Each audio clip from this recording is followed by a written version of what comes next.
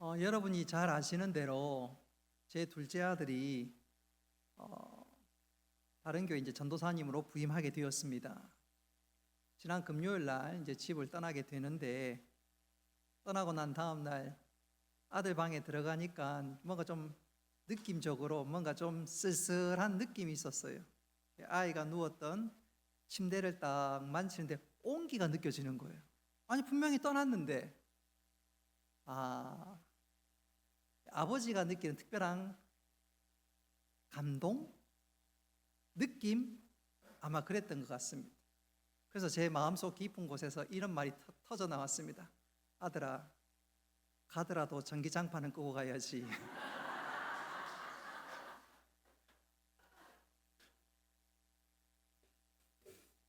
오늘 이 시간, 여러분 혹시 집에 혹시 내 마음에 엉뚱한 것 있으면 다 영적인 전기장판을 끄고 이 시간 우리 집사님이 기도했던 것처럼 믿음의 주요 온전케 하신 주님 바라보면서 주께서 주시는 은혜를 충만히 누리는 우리 모두가 되기를 주님의 이름으로 축복합니다.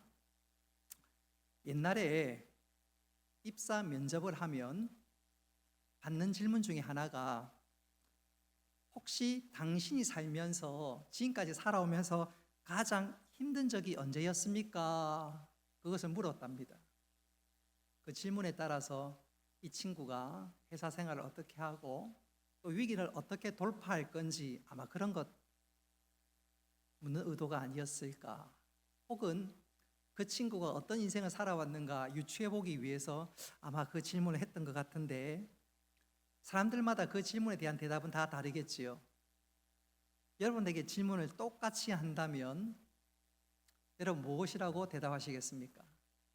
아마 젊은 청년들 가운데 상당수는 대학 입시를 준비하는 고3 때가 제일 힘들었습니다. 어떤 친구는 낙방의 고배를 마시고 재수할 때 진짜 마음의 부담이 컸습니다. 그렇게 얘기하겠지요. 또 청년 중에 있는, 청년의 때를 지나고 있는 분들 가운데는 첫사랑이 이루어지지 않아서 진짜 마음이 힘들었습니다. 혹은 취업 실패를 거듭하던 그때가 제일 힘들었습니다. 혹은 이렇게 얘기하는 사람도 있지요. 우리 가운데는 그런 사람이 없겠지만 무작정 성공을 위해서 서울로 올라갔는데 막상 잘 데가 없어서 몇 개월 노숙했던 때가 내 인생의 가장 힘든 시간이었습니다. 그렇게 대답한 사람도 있을 것입니다. 어떤 분은 사랑하는 사람이 먼저 세상 떠난 것, 그것이 나에게 가장 힘들었습니다. 어떤 이는 몸에 병이 들어서 진짜로 힘들었습니다. 앞이 캄캄했고 도무지 사는 게 사는 것 같지 않았습니다. 그렇게 대답하는 사람도 혹 있겠습니다. 자, 그런 측면에서 다시 한번 여러분들에게 질문을 한번 드려보고 싶어요. 여러분 지금까지 살아오면서 내 인생에 가장 힘들었던, 인생의 가장 음침한 사망의 골짜기를 지난 때가 언제였습니까? 아니 무엇으로 힘드셨고 또 그것을 어떻게 돌파하셨습니까? 오늘 읽은 말씀이 바로 그런 내용을 담고 있습니다. 다윗이 왕이 되고 나서 제일 힘들었던 것은 그의 아들 압살롬이 오전 예배를 살폈던 것처럼 아버지를 죽이겠다고 반란을 일으켰 바로 그때였습니다. 반대로 다윗이 왕이 되기 전에 가장 힘들었던 것은 사울이 다윗을 죽이겠다고 십수년을 쫓아오던 바로 그런 때였습니다. 바로 그러한 때에 오늘 다윗이 기록한 말씀이 본문의 내용입니다. 그러니 오늘 다윗은 가장 인생의 험악한 골짜기를 지날 때 기록한 말씀이 본문의 내용인데, 오늘 69편 표저에 보니까 이런 말씀이 기록되어 있지요. 다윗의 시 인도자를 따라 소사님에 맞춘 노래, 그랬습니다. 이 소사님이란 말은 백합화란 말이고, 또 이 말은 기존의 사람들이 잘 알고 있는 노래다 그 말입니다. 우리도 어린 시절 동요 머리에 잘 기억하고 또 그것이 내 마음 깊은 곳에 남아있지 않던가요? 마찬가지로 이 소사님, 당시 이스라엘 백성들에게 흔히 불리는 멜로디였기에 다윗은 이 멜로디, 이 곡조를 따라 이 시를 기록했고, 그 말은 오늘 내가 증거하고 기록하는 이 말씀을 기억하고 반드시 명심해야 한다. 그러면서 어떻게 하면 우리가 절망을 이기고 그 절망을 넘어 오히려 찬양의 자리에서 나아갈 수 있는가? 바로 그것이 오늘 본문의 핵심 내용이라고 말씀드릴 수가 있겠습니다. 성경학자들은 다윗이 오늘 이 시편을 언제 기록했을까 주석하기를 사울에게 쫓길 때, 그의 인생의 가장 밑바닥, 가장 힘든 순간에 기록한 시라고 대부분 다 그렇게 주석을 합니다. 그도 그럴 것이 오늘 이 시편은 시편 22편 혹은 시편 40편 혹은 시편 35편과 내용이나 문체가 비슷하고 또 그 내용이 사울에게 쫓길 때 기록했기에 오늘 이 시편은 아마도 그때 기록한 것이 아닌가. 특별히 오늘 읽었던 4절 말씀 보면 진짜 다윗이 사울에게 쫓기면서 얼마나 급박했던지 바로 그것을 담고 있는데, 자, 우리 4절 말씀 같이 한번 읽어보도록 하겠습니다. 시작. 까닭 없이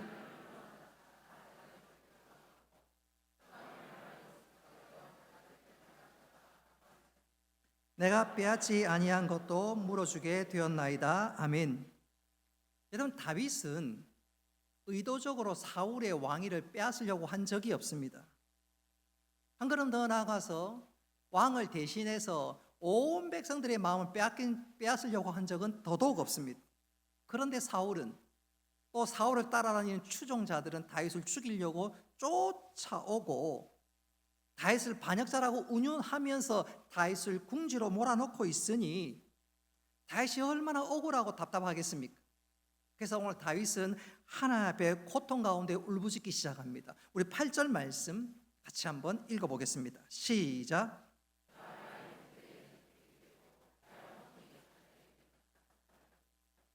14절 말씀도 같이 한번 읽어봅니다. 시작. 14절 다 같이 읽습니다. 나를 수렁에서 건지사 빠지지 말게 하시고. 아멘. 오늘 이런 일련의 말씀들을 보면 다윗이 굉장히 힘들고 괴로웠다는 것을 우리가 알 수가 있지요. 자, 그렇다면 다윗은 이토록 괴롭고 힘든 순간 어떻게 버텼고 한 걸음 더 나아가 극복할 수 있었을까? 오늘 우리는 그것을 주목하면서 그 비결을 배우고 그 은혜의 자리에 나아갈 수 있는 우리 모두가 될 수 있기를 주님의 이름으로 축복합니다. 자, 시편 69편은 다윗이 사울에게 쫓길 때 비교적 오랜 시간이 지난 이후에 기록한 말씀입니다. 시간이 길다 보니까 그동안 사울에게 쫓기고 또 쫓기니까 몸과 마음이 다 무너져 버렸습니다.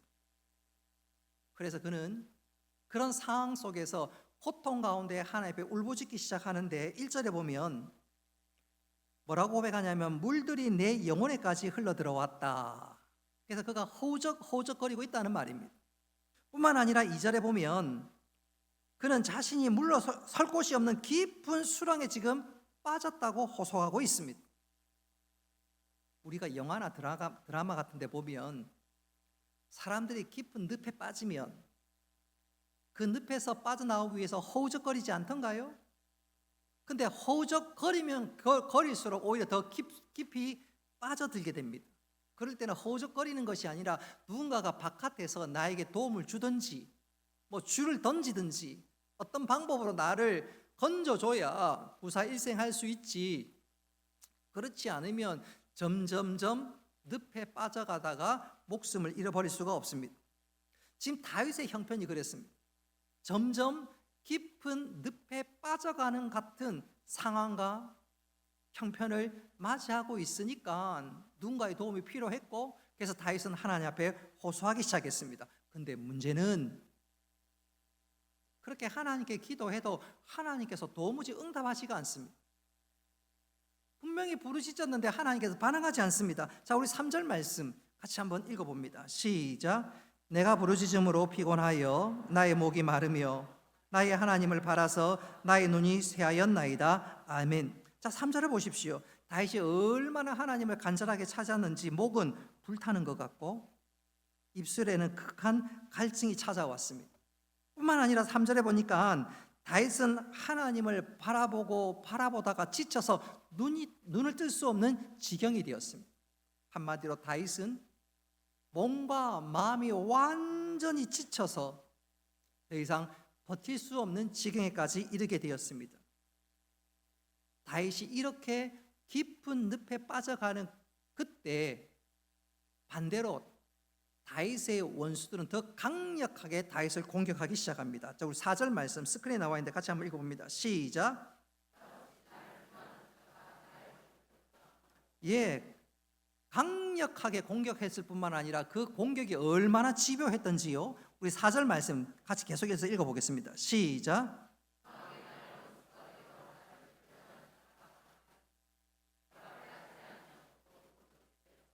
아멘. 다윗을 모함하고 다윗이 거짓말했다고 다윗을 향해서 온갖 술수를 부리면서 다윗이 그래서 변상도 해야 된다며 다윗을 몰아놓기 시작합니다. 그러니 다윗은 답답해 미칠 노릇입니다. 그러면 그럴수록 다윗은 더 하나님 앞에 간절히 부르짖고 기도하기 시작했습니다. 자, 6절 말씀 같이 한번 읽어봅니다. 시작.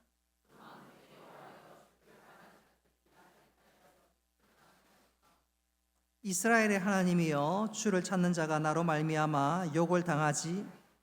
아멘. 자, 다윗이 지금 하나님 앞에 간절히 부르짖고 있는데 이 다윗의 기도에서 우리가 주목해야 될 중요한 사실이 하나 있습니다.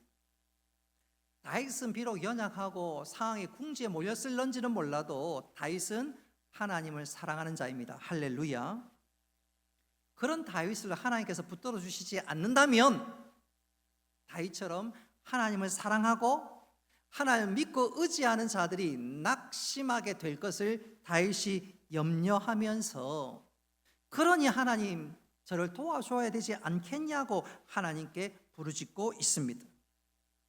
그러나 여전히 하나님은 말씀으로도 또 어떤 방식으로 다윗에게 응답하지 아니하니까 다윗이 얼마나 답답하고 얼마나 지금 그 마음이 괴롭겠습니까? 자, 이와 반대로, 자, 그렇다면 다윗이 대적들에게, 그것도 사울의 대적들에게 고난을 당하는 이유가 뭘까요? 다윗은 지금 미칠 지경이고 답답할 노릇인데 다윗이 도대체 어떤 이유로, 무슨 문제로 대적들에게 그런 공격과 집요한 어려움들을 당하고 있는 것일까요? 자, 9절에 보면 다윗이 고난당하는 이유가 충격적입니다. 9절에 보니까 주의 집을 위하는 열성이 나를 삼키고 그랬습니다. 대적들이 다윗을 공격하고 다윗을 뒤흔들어 놓는 것은 특별한 이유가 아닙니다. 오늘 다윗이 하나님과 하나님의 성전을 사랑하기 때문에 다윗을 공격한다는 것입니다. 여러분 놀랍지요? 다윗이 어려움을 당하는 것은 그가 하나님을 사랑하기 때문에, 성전을 사랑하는 바로 그것이었습니다. 자, 그렇다면 다윗이 얼마나 성전을 사모했기에 핍박을 당하는 것일까요? 10절과 11절 말씀 같이 한번 읽어봅니다. 시작.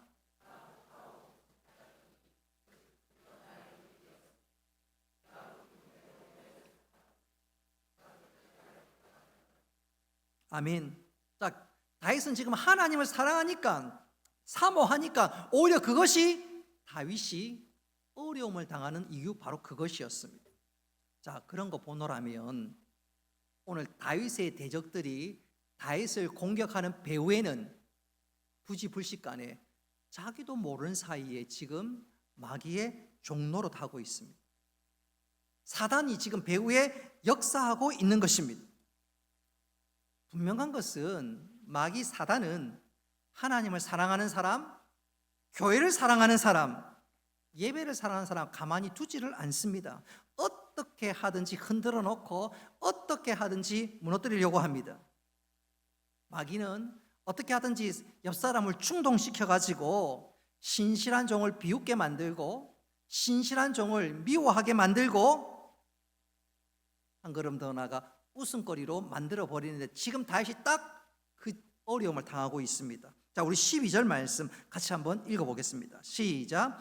성문에 앉은 자가 나를 비난하며 독주에 취한 무리가 나를 두고 노래하나이다. 아멘.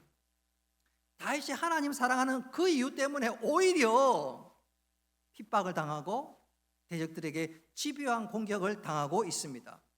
이 말을 거꾸로 얘기한다면 대적들은 부지불식간에 마귀의 종노릇하고 대적들이 지금 다윗을 공격하는 그 배후에는 사단이 역사합니다. 그러니까 우리가 이것을 참 조심해야 합니다. 예컨대 베드로가 그랬습니다. 베드로도 영적으로 깨어있지 못할 때는 자기는 자기 나름대로 주님 사랑한다고 하지만 오히려 마귀의 종노릇 한 적이 있습니다. 마태복음 16장 21절로 23절 말씀 우리 같이 한번 읽어보겠습니다. 시작.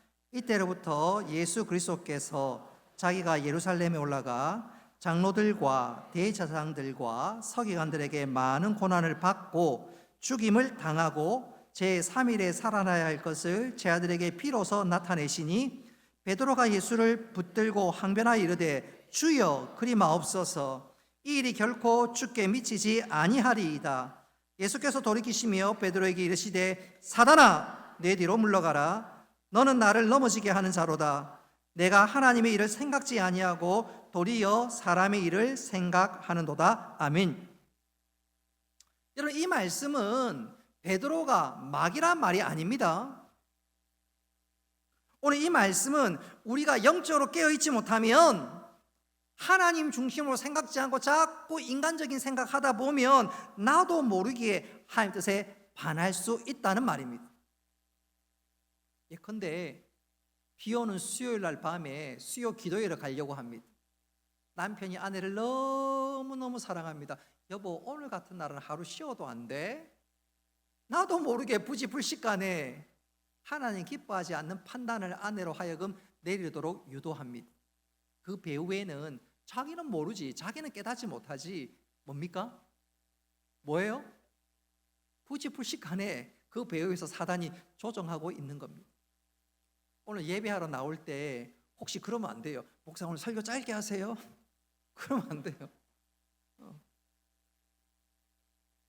오늘 목사님 말씀하옵소서, 하나님 말씀하옵소서, 종이 듣겠나이다.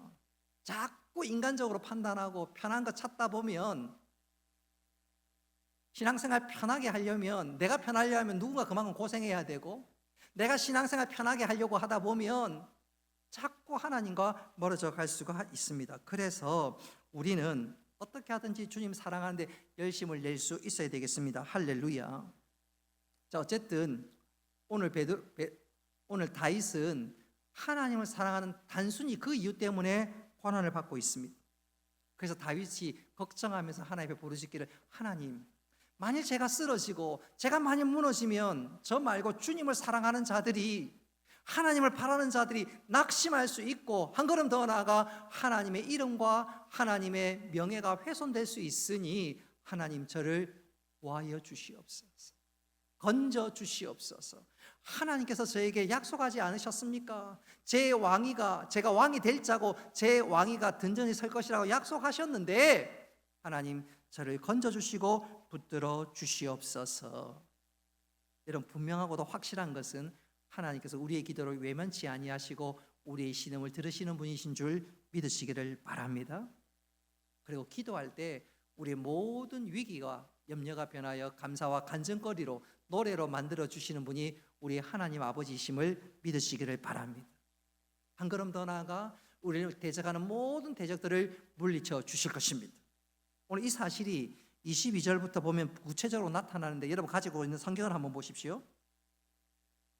하나님을 간절히 바라는 자에게 하나님은 그것을 역사하시고 또 대적들을 물리쳐 주시는데 22절 보십시오. 대적들을 어떻게 물리치는지 보십시오. 22절에 원수의 밥상이 덫이 되게 하시며 그들의 평안이 함정이 되게 하실 것입니다. 23절에 보면 그들의 눈이 어두워 보지 못하게 하시며 그들의 허리가 떨려서 몸을 제대로 대적들의 몸을 가누지 못하도록 하실 것입니다. 24절에 보면 주의 저주를 그들에게 부으시고 주의 명렬한 도가 그들에게 미치게 하실 것입니다. 25절에 보면 그들의 대적의 거처가 황폐하게 되고 그들의 장막에 사는 자가 없게 만드실 것입니다. 28절에 가장 무서운 말인데 그들을 생명책에서 지우고 의인들과 함께 기록하지 않게 하십니다.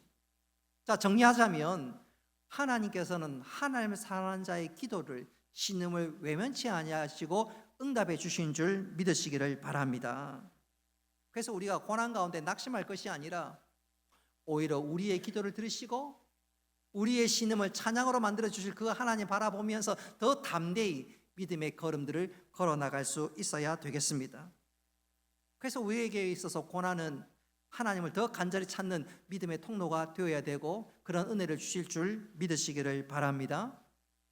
오늘 다윗이 고난을 당하는 또 다른 이유를 우리가 두 번째에서 확인할 수 있는 것은, 주목해야 될 두 번째 이유가 있다면, 다윗은 고난 가운데 예수님의 고난을 경험하는 복된 은혜 자리에 거하게 되었습니다. 여러분, 이것은 놀라운 일이 아닐 수가 없는데, 다윗의 고난은 다윗의 고난이 아니라, 그의 잘못 때문에 당하는 고난이 아니라 오히려 그 고난 때문에 예수님의 은혜의 자리에 동참하는, 예수님의 고난을 경험하는 복된 은혜의 자리에 나아가게 되었습니다. 그 구체적인 예가 오늘 읽었던 말씀 4절을 비롯해서 9절과 21절에 등장하는데, 우리 4절 말씀 같이 한번 읽어봅니다. 시작.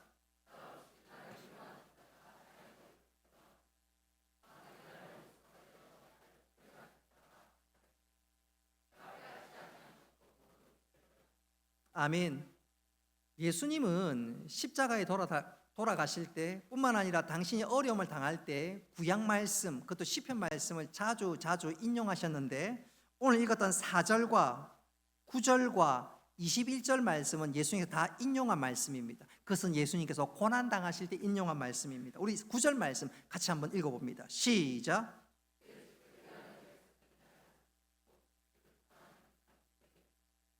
자, 21절 말씀도 함께 읽어보도록 하겠습니다. 십자가 위에서 예수님 당할 때 고난을 지금 예표한 말씀인데 21절도 같이 읽습니다. 시작.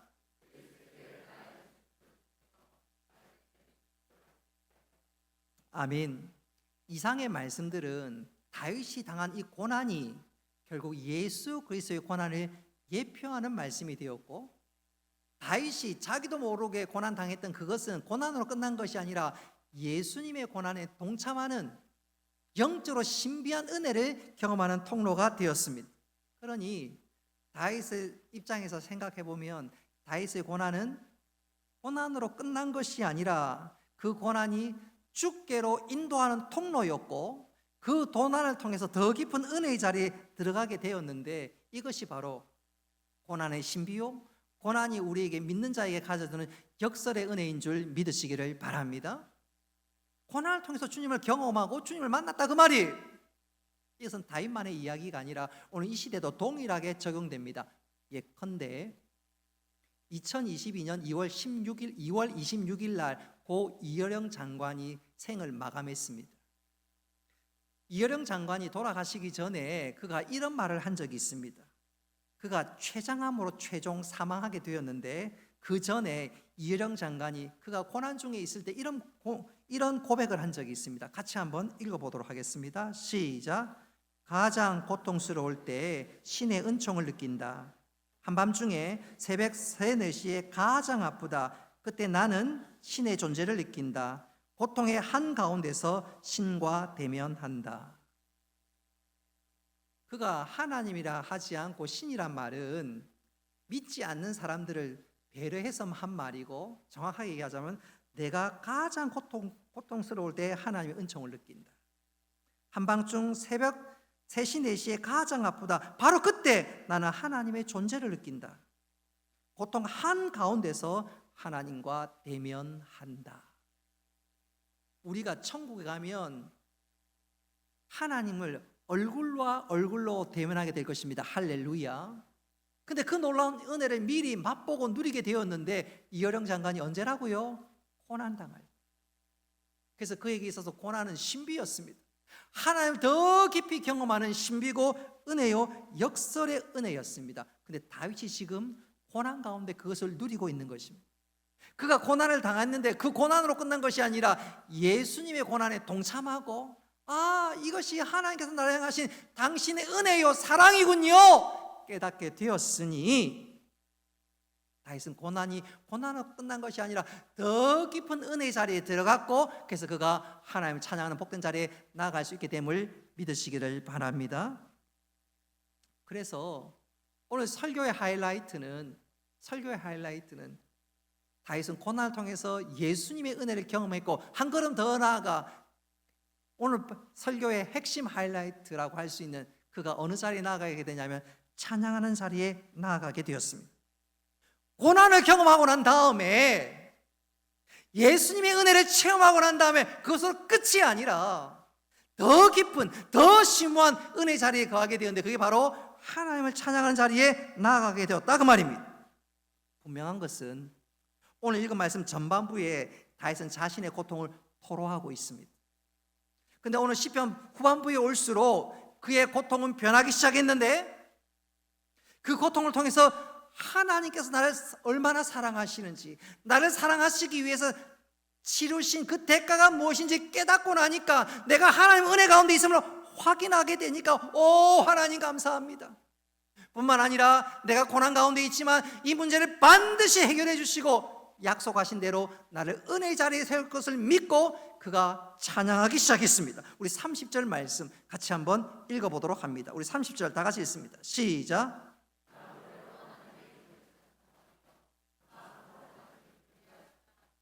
33절로 34절도 같이 읽겠습니다. 시작. 여호와는 궁핍한 자의 소리를 들으시며 자기로 말미암아 갇힌 자를 멸시하지 아니하시나니 천지가 그를 찬송할 것이요 바다와 그 중에 모든 생물도 그리할지로다. 아멘.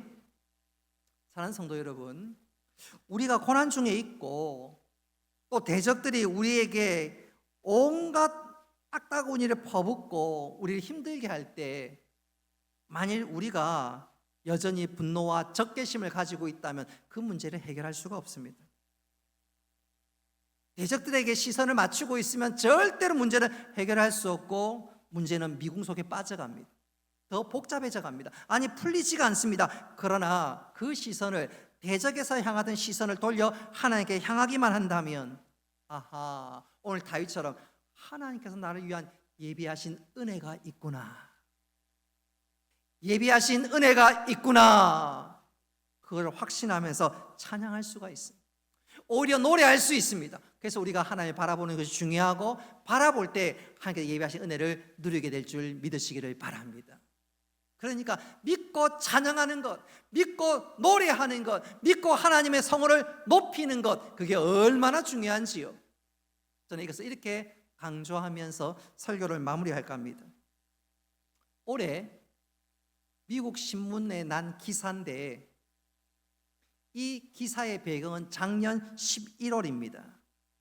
뉴욕 북쪽에 있는 미국 펜실베니아에 크리스토퍼 화이트와 그의 딸 안젤라가 경비행기 세스나 150을 타고 비행하던 중에 눈보라를 만났습니다.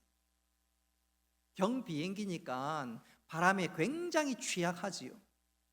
눈보라에 결국 비행기가 추락하게 되는데 여러분 경비행기가 추락했다는 말은 10중 8구 다 사망입니다.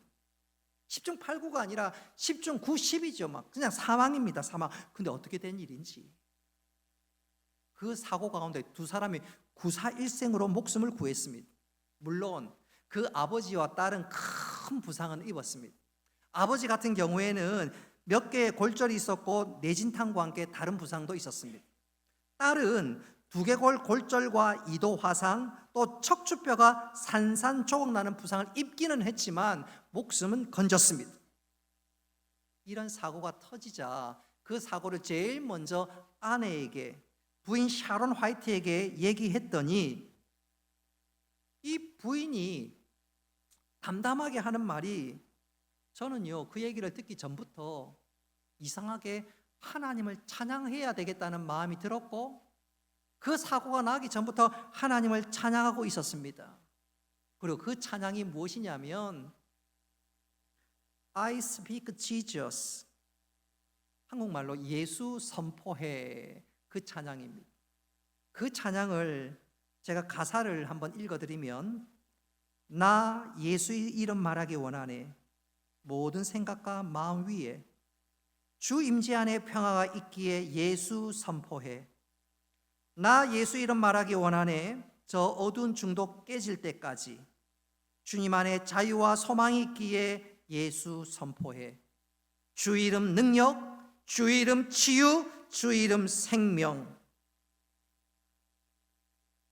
그 부인이 말하기를 당신의 남편과 당신의 딸이 사고를 당했습니다. 그 사고 소식을 듣는 순간 우리 같으면 엄마나 이를 어째 주저앉을 만도 한데, 바로 그 얘기를 듣는 순간 바로 이 찬송의 가사가 예수 능력, 주의 이름 능력, 주의 이름 치유, 주의 이름 생명, 그 찬송의 가사가 입술 밖으로 튀어나왔고, 하나님께서는 그 입술의 고백, 그 찬양 그대로 그들을 고치시고 마침내 치유해 주셨습니다. 할렐루야.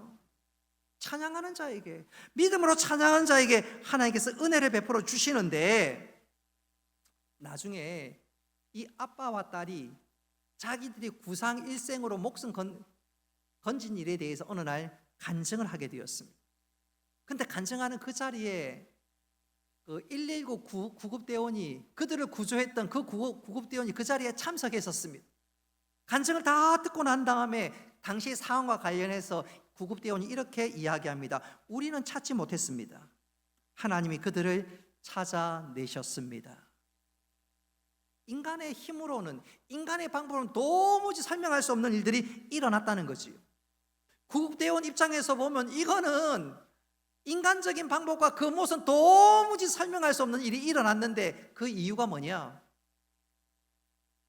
아내가, 또 엄마가 바로 그 위기의 순간, 아니 그 위기를 당하기 전부터 하나님을 찬양하기 시작했다는 것입니다. 어떻게 해요? 주의 이름에는 능력이 있습니다. 주의 이름에는 생명입니다. 주의 이름은 치유입니다. 하나님은 그 찬양을, 그 신앙의 고백을 그대로 받으시고 그 위기 가운데 은혜를 베풀어 주셨습니다. 할렐루야. 오늘 다윗도 마찬가지지요. 절망의 순간입니다. 비행기가 땅에서 곤두박질 치는 그 죽음의 순간, 다윗도 마찬가지입니다. 뭔가 마음이 완전히 무너졌습니다. 근데 바로 그때 그는 고난 가운데, 그가 당하는 고난 가운데 오히려 예수님의 고난을 체험했습니다. 아하, 주님이 나를 이렇게 사랑하시는구나.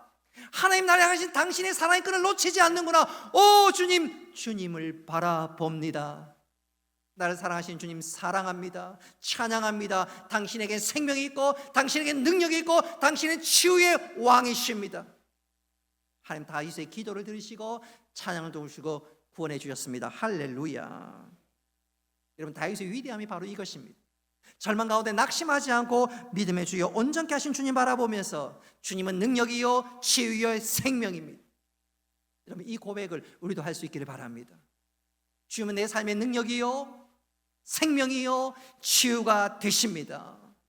주님께서 우리에게 그렇게 회복시키시고 은혜를 허락해 주실 것입니다. 사실 오늘 이 설교를 오전에 하고 싶었습니다. 그러나 제가 오후에 하는 이유는 있습니다. 2025년도를 마무리하면서 어떤 설교를 할까, 오예배 때 어떤 설교를 할까, 다른 거 없습니다. 예수님은 우리의 생명이 되십니다. 능력이 되십니다. 치유가 되십니다. 회복해 주십니다. 우리 가운데 2026년을 맞이하면서 목사님 걱정인데요,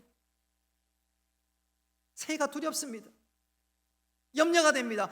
걱정하지 마십시오. 오히려 그 하나님이 나를 얼마나 사랑하는지 깨닫고 찬송할 수 있기를 바랍니다. 예수님은 능력이 되십니다. 생명이 되십니다. 치유가 되십니다. 하나님께서 그 기도를 들으시고 네 믿음대로 되는 놀라운 은혜를 주실 줄 믿으시기를 바랍니다. 2025년도를 마무리하면서 오늘 우리 다 같이 주님을 높였으면 좋겠습니다. 주님은 생명입니다. 능력입니다. 치유이십니다. 하나님께서 그 믿음대로 역사하시고 그 아름다운 역사가 우리 삶 가운데 풍성히 나타날 수 있기를 주님의 이름으로 축복합니다.